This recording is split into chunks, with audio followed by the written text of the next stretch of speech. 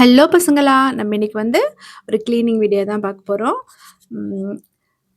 அதுக்கு வந்து என்னென்ன தேவை அப்படின்னு சொல்லி பார்த்துக்கலாம். கரெக்டான திங்ஸ் இருந்துச்சுனாக்கா, நம்ம வந்து கிளீனிங்குமே என்ஜாய் பண்ணி செய்யலாம். ஃபர்ஸ்ட்டு வந்து ஒரு ஸ்ப்ரே பாட்டில் எடுத்துக்கங்க. அதில் வந்து 200 ml தண்ணிக்கு 1 ஸ்பூன் டெட்டால். சோப்பெல்லாம் சேர்க்கக்கூடாது. அப்புறம் ஃபேன் க்ளீன் பண்ணுற ப்ரஷ்ஷு அமேசானில் இந்த மாதிரி கிடைக்கும். அது ஒன்று இருக்கட்டும்.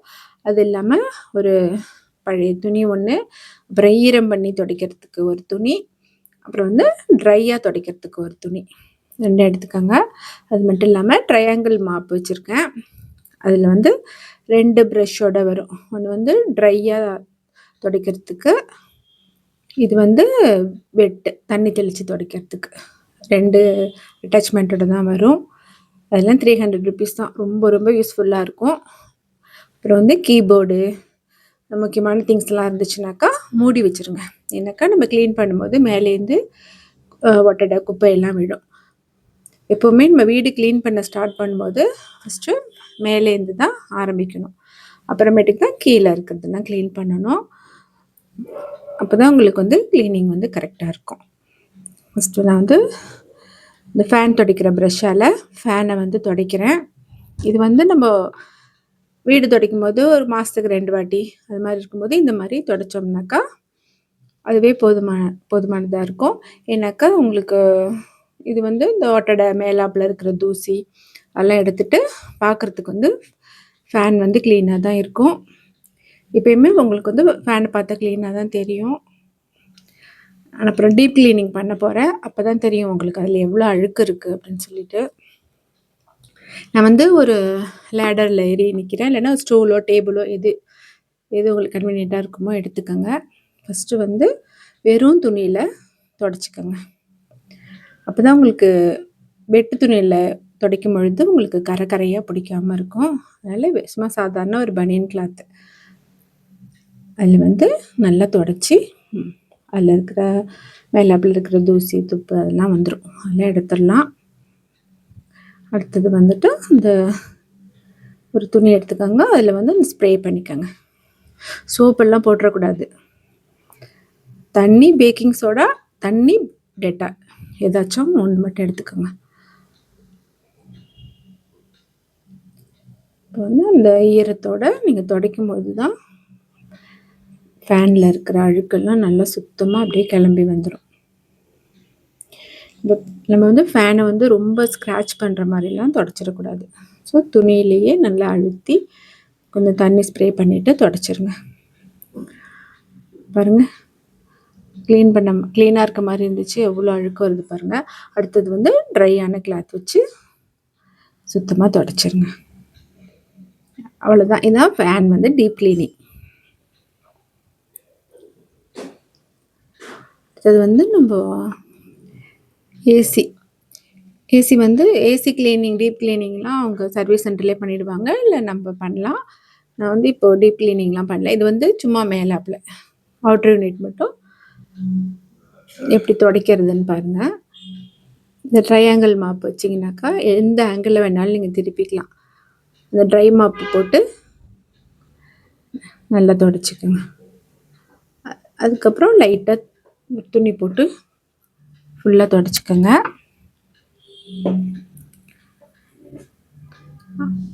அந்த ஸ்டெபிளைசர் அது எல்லாமே லைட்டாக தட்டி விட்டு துடைச்சிக்கோங்க.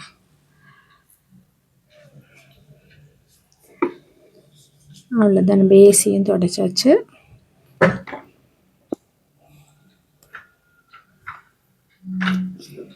அடுத்தது வந்து நம்ம செவுத்துலலாம் ஒட்டடை இருக்கும் இல்லையா, அதுவுமே இந்த ட்ரையாங்கிள் மாப் வச்சு துடைச்சிடலாம்.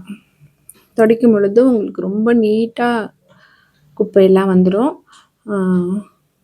அப்பப்போ தட்டி விட்டுக்கோங்க. தட்டி விட்டுட்டு இந்த லாஃப்ட்டு, கபோர்டு எல்லாத்தையுமே இதிலே துடைச்சிக்கலாம். ரொம்ப நீட்டாக க்ளீன் பண்ணும்.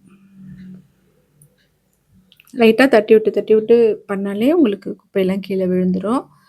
கண்ணாடியுமே நம்ம மேலாப்பில் இருக்கிற அழுக்கெல்லாம் இந்த மாதிரி மிரர்லாம் துடைச்சிங்கன்னா வந்துடும். நம்ம வந்து ஒரு வாட்டியும் சேர்லாம் போட்டுக்கலாம். நம்ம துடைக்கணும்னு அவசியம் கிடையாது. நம்ம கீழே நின்றுக்கிட்டே அழகாக துடைச்சிடலாம். இவ்வளோ ஹைட் வரைக்கும் போகுது பார்த்தீங்களா? ரொம்ப ரொம்ப கன்வீனியண்ட்டாக இருக்கும். இந்த மாதிரி லாஃப்ட் போட்டு விட்டுக்கலாம்.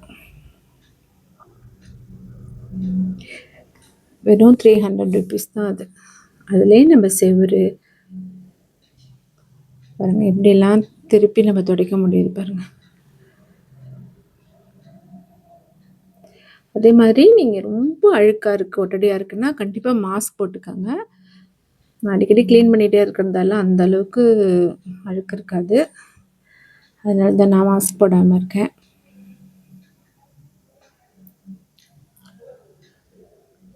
அடுத்தது வந்து இங்கே ஏசிக்கு கீழே பாருங்க, சர்வீஸ் பண்ணிட்டு மாட்டும்போது லைட்டாக ஒரு கரை இருக்குது. அது போகிறதுக்கு நான் மேஜிக் எரேசர் வச்சுருக்கேன். இது கடைங்கள்லேயும் கிடைக்கும், அமேசான்லேயும் கிடைக்கும். லைட்டாக தண்ணி தொட்டுக்கோங்க. அதில் தண்ணி தொட்டுக்கிட்டு இந்த மாதிரி லைட்டாக இருக்கிற கரையிலலாம் தேய்ச்சிங்கனாக்கா இந்த கரை இருந்த இடமே தெரியாது. நீங்கள் சுவிட்ச் போர்டு கூட இந்த மாதிரி துடைக்கலாம். ஜன்னல் கிட்டே ஏதோ கீரல் விழுந்திருக்கு, அதுவுமே இப்படி துடைச்சோடனே போயிடுச்சு பாருங்கள். அது உண்மையிலே அது மேஜிக் எரேசர் தான். நல்லா பளிச்சுன்னு ஆகிடும். இது வந்து யூஸ் பண்ணி இந்த மாதிரி கரைஞ்சி குட்டியாகிடும். அப்புறம் நீங்கள் அடுத்தது எடுத்துக்கணும். இப்போ வந்து இந்த ஜன்னல் எப்படி துடைக்கிறதுன்னு பார்க்கலாம். இந்த கொசு வலை எல்லாமே எங்களுக்கு இப்படி கழட்டுற மாதிரி தான் இருக்கும். இது ரொம்ப அழுக்காக இருந்ததுன்னா நீங்கள் பாத்ரூமில் வச்சு சோப் போட்டு கழுவிக்கலாம். இது அந்த அளவுக்கு அழுக்கு இல்லை, அதனால நான் சும்மா அப்படி தட்டி விட்டுட்டு அதை அப்படியே மாட்டி விட்டுருவேன். ரொம்ப அழுக்காக இருந்தால் மட்டும் நம்ம வந்து வாஷ் பண்ணி மாட்டலாம். சும்மா தட்டி விட்டு மூடியாச்சு, அவ்வளோதான். இந்த ஜன்னல் வந்து இப்போ குளிர்காலங்கிறதால ஜன்னல்லாம் சாத்தி வச்சுருக்கோம். அதனால் ஜன்னலுக்கும் கொசு வலைக்கும் நடுவில் நிறைய ஒட்டடை இருக்குது. அதெல்லாம் ஃபஸ்ட்டு தட்டி விட்டுக்கலாம். ஒட்டடையெல்லாம் நல்லா தட்டி விட்டுடலாம். அப்படியே இந்த கொசு வலையையும் தட்டி விட்டுடலாம். நம்ம ரொம்ப அழுக்காக இருந்தால் மட்டும் அலசுனா போதும். சும்மா கழுவிக்கிட்டே இருந்தோம்னா கொசு வலையும் சீக்கிரம் வீணாக போயிடும். இப்போ வந்து ஜன்னல் கம்பியெல்லாம் ஒரு துணி வச்சு இப்படி மேலேருந்து கீழே அப்படியே தொடச்சிக்கிட்டே வந்துட வேண்டியதுதான். கையேற்ற வரைக்கும் நல்லா தொடச்சி விட்டுருங்க. மூடி இருந்தால் கூட எவ்வளோ அழுக்கு இருக்கு பாருங்க. பண்ணிவிட்டு எல்லாத்தையுமே டஸ்ட் பண்ணிடலாம். இதெல்லாம் செஞ்சு முடிக்கிறதுக்கு வந்து ஒரு 45 மினிட்ஸ்லேருந்து 1 ஹவர் ஆகும், அவ்வளோதான். இதே மாதிரி இந்த ஜன்னல் இதெல்லாம் பண்ணிடலாம். ஜன்னல்லாம் ஒரு 4 months ஒன்ஸ் தொடச்சிங்கனாலே போதும். அப்புறமேட்டுக்கு நம்ம ஷோ பீஸ் இருக்கும், இல்லை ஃபோட்டோஸ் அதெல்லாம் இருக்கும். அதெல்லாமும் நம்ம இதேமாதிரி தொடச்சிடலாம். பேக் சைடு இருக்கிற தூசி எல்லாத்தையுமே தொடச்சிட்டு மாட்டிடலாம். இது வந்து வெட் பைப்ஸ். இது வந்து மிரர் துடைக்கிறதுக்காக நான் எப்போவுமே இதான் யூஸ் பண்ணுவேன். ஏற்கனவே நம்ம தூசியெல்லாம் தொடச்சிட்டோம். மற்றபடி சின்ன சின்ன கரை அழுக்கெல்லாம் இருக்கும் இல்லையா, அதெல்லாம் மட்டும் நம்ம இந்த வெட் பைப்ஸ். இது வந்து அப்பல்லோவில் வந்து buy 1 get 2 get 1 அது மாதிரி கொடுக்குறாங்க. அப்படி இல்லைன்னா எல்லா இடத்துலையும் கிடைக்குது வெட் பைப்ஸ், ஒன்றும் அதிசயம் கிடையாது. அது ஒன்று வாங்கி வச்சுக்கிட்டிங்கனாக்கா உங்களுக்கு இந்த மாதிரி மிரர்லாம் துடைக்கிறதுக்கு யூஸ்ஃபுல்லாக இருக்கும். ஒரு வெட் பைப் எடுத்திங்கன்னு வச்சுக்கோங்க, ஒரு பெரிய பெரிய மிரரே 4-5 துடைக்கலாம், அந்த அளவுக்கு வரும். நல்லா துடைச்சிட்டு அப்புறம் ஒரு காஞ்ச துணி போட்டு துடைச்சிட்டிங்கனாக்கா பாருங்கள், கண்ணாடியெல்லாம் அப்படியே புதுசு மாதிரி ஆகிடும். இது டோர்லாமும் இதே மாதிரி இந்த ட்ரையாங்கிள் மாப் வச்சு ஃபஸ்ட்டு ட்ரையாக துடைச்சிருங்க. இது கலட்டுறது ரொம்ப ரொம்ப ஈஸி. இது வந்து அழுக்காயிடுச்சுனாக்கா நம்ம வாஷிங் மிஷினில் போட்டே துவைச்சிக்கலாம். 2 மாப்பையுமே ரொம்ப ரொம்ப ஈஸி மெயின்டெனன்ஸ் தான். இப்போ வந்து இந்த ஈரமாக துடைக்கிறதுக்காக இதை ஒட்டி விட்டால் போதும்.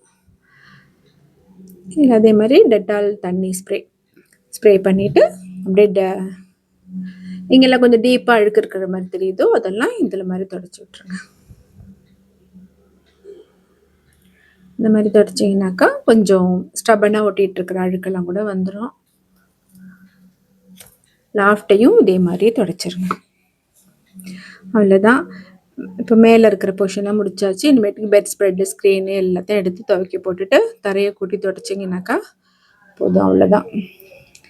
ரூம் கிளீனிங் முடிஞ்சிருச்சு. அப்புறம் இந்த கட்டில் கிளீனிங் எதுக்கு காமிக்கிறேன்னு பார்த்தீங்கன்னா, இந்த மாரி கட்டில் வாங்காதீங்கன்னு சொல்றதுக்கு தான். வாங்கும்போது மெயின்டெயின் பண்ண முடியுமா? நம்மளால துடைக்க முடியுமா ஈஸியா? அப்படின்னு சொல்லிட்டு பார்த்து வாங்குங்க. இந்த கட்டில் வாங்குனதுலேருந்து ஏன்டா வாங்குனோன்னு இருக்கு. உள்ளார வந்து போய் ஒட்டடை, தூசி எல்லாம் போய் அடைஞ்சுக்குது. எப்படி ஸ்க்ரூ டிரைவர் வச்சு அது உள்ள இடுக்குலலாம் துடைக்கிறோம் பார்த்தீங்களா? ஸோ நீங்க காட்டு வாங்கும்போது துடைக்க முடியுமா? இந்த மாரி டிசைன் இருக்கிறதா வாங்குங்க. இல்லாட்டி பிளெயின் காட்டா வாங்கிடுங்க. இத வச்சுட்டு நான் படாத பாடு பட்டுட்ருக்கேன். ரொம்ப டைம் கன்சியூம் ஆகும். பாருங்க இந்த துணியெல்லாம் இருக்கு பார்த்தீங்களா? ரொம்ப அழுக்கா இருக்க துணிய தூக்கி போட்டுருவேன். மிச்ச 2 துணியும் நல்லா அலசிட்டு வாஷிங் மிஷின்ல போட்டு துவைச்சிருவேன். அவ்வளோதான். Thank you.